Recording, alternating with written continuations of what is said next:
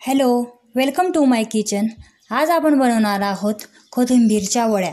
त्यासाठी आपण इथे एक जुडी कोथिंबीरची घेतलेली आहे आणि ती स्वच्छ पाण्याने धुवून घेतलेली आहे व्यवस्थित आणि सुकवून देखील घेतलेली। आपण या ठिकाणी लसूण, जिरे आणि ओवा यांची पेस्ट तयार करून घेतलेली आहे। ती आपण व्यवस्थित कुटून घेतलेली आहे। आता ती आपण ॲड करणार आहोत। लसूण हे आपण या ठिकाणी 9 ते 10 लसूणच्या पाकळ्या घेतलेल्या आहेत।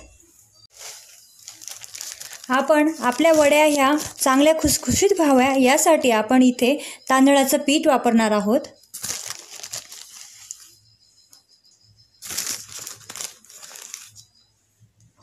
जेणेकरून आपल्या वड्या खूप छान खुसखुशीत अशा येतील।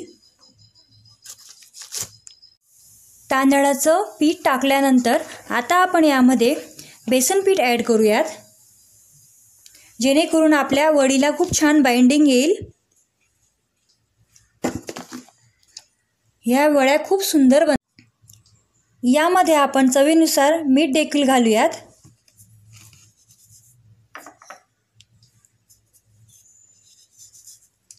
आणि व्यवस्थित आपण याचा व्यवस्थित एक डो बनवून घेऊयात घट्टसर। खूप नरम डो बनवायचा नाहीये, थोडा घट्टच बनवायचा आहे, कारण कोथिंबीरला पाणी सुटेल त्याच्यामुळे तो डो आपला नरम होऊनच जाईल। यामध्ये तुम्ही थोडे हळद देखील ॲड करू शकतात आणि मिरची पावडर देखील ॲड करू शकतात किंवा हिरव्या मिरचीची पेस्ट देखील ॲड करू शकतात।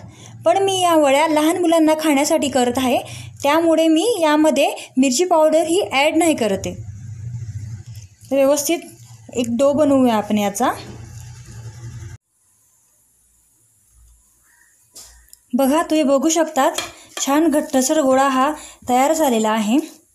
आता आपण एका भांड्यामध्ये पाणी गरम करायला ठेवलेलं आहे आणि असं जाळीचं एक आपल्याला भांडं घ्यायचं आहे। त्याला आपल्याला व्यवस्थित तेल लावून घ्यायचं आहे, जेणेकरून आपल्या वड्या ह्या खाली चिपकणार नाहीत।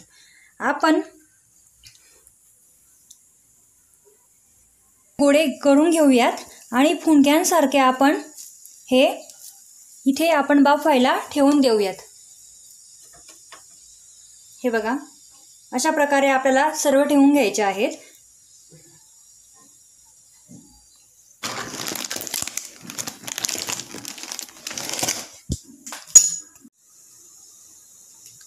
हे बघा, तुम्ही बघू शकतात आपण सर्व गोळे हे व्यवस्थित ठेवून घेतलेले आहेत।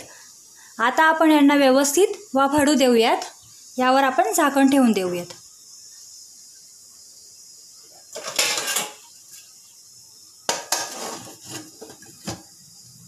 आणि याला 15 मिनिटपर्यंत आपण शिजू देऊयात। मी यामध्ये कोवळ्या कोथिंबीरच्या काड्या देखील यूज केलेल्या आहेत, कारण त्या खूप कोवळ्या होत्यात आणि त्या या गोळ्यांमध्ये व्यवस्थित शिजून जातील, वाफाडल्या जातील आणि त्या देखील नरम होऊन जातील। तर तुम्हाला जर आवडलं तर तुम्ही तसं करू शकतात, नाहीतर तुम्ही नुसताच पाला देखील घेऊ शकतात। 15 ते 20 मिनिट या ठिकाणी झालेले आहेत। आता आपण झाकण काढूयात। हे बघा, तुम्ही बघू शकतात किती छानपैकी फुगलेले आहेत। बघा, खूप छान स्मेल येत आहे। आता आपण हे एका प्लेटमध्ये काढून घेऊयात आणि वड्या ह्या तयार करून घेऊयात। अशा प्रकारे आपण ह्या सर्व वड्या ह्या आपण कट करून घेऊयात।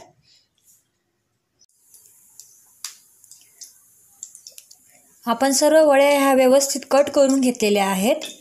आता आपण या शॅलो फ्राय करून घेऊयात। तुम्ही या डीप फ्राय सुद्धा करू शकतात तेलामध्ये, पण मला हे शॅलो फ्राय केलेले आवडतात। पण मी आज हे शॅलो फ्राय करणार आहे। बघा, तुम्हाला दाखवते। इथे आपण एक पॅन घेतलेला आहे, त्यामध्ये आपण थोडं तेल घेतलेलं आहे। पॅनला संपूर्ण तेल लावून घेतलेलं आहे आणि गरम करायला ठेवलेलं आहे। आता आपण इथे एक एक वडी ही ठेवून घेऊयात।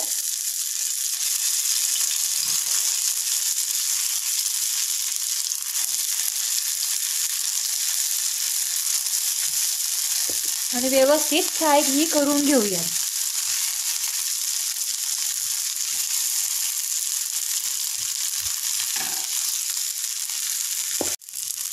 तुम्ही असं वरून देखील थोडं तेल टाकू शकतात, जेणेकरून व्यवस्थित फ्राय होईल. आपण आता साईड चेंज करून घेऊयात. बघा, खूप छान कुरकुरीत तयार होत आहेत.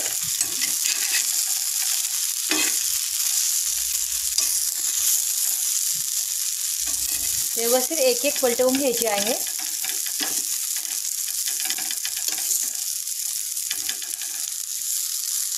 बघा, तुम्ही बघू शकतात, बघा किती छान प्रकारे ही फ्राय होत आहे.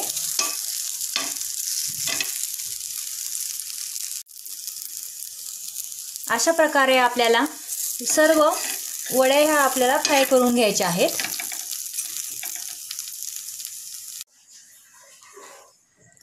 बघा, आपल्या या ठिकाणी कोथिंबीरच्या वड्या ह्या तयार झालेल्या आहेत.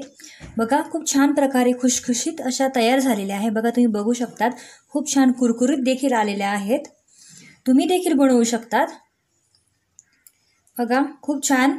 आपण जे तांदळाचं पीठ वापरलेलं आहे ना यामध्ये, त्याच्याचमुळे ह्या वड्या ह्या खूप कुरकुरीत होत असतात आणि खुसखुशीत होत असतात. तुम्ही जर चॅनलवर नवीन असाल तर चॅनलला सबस्क्राईब करा आणि जास्तीत जास्त शेअर करा. धन्यवाद.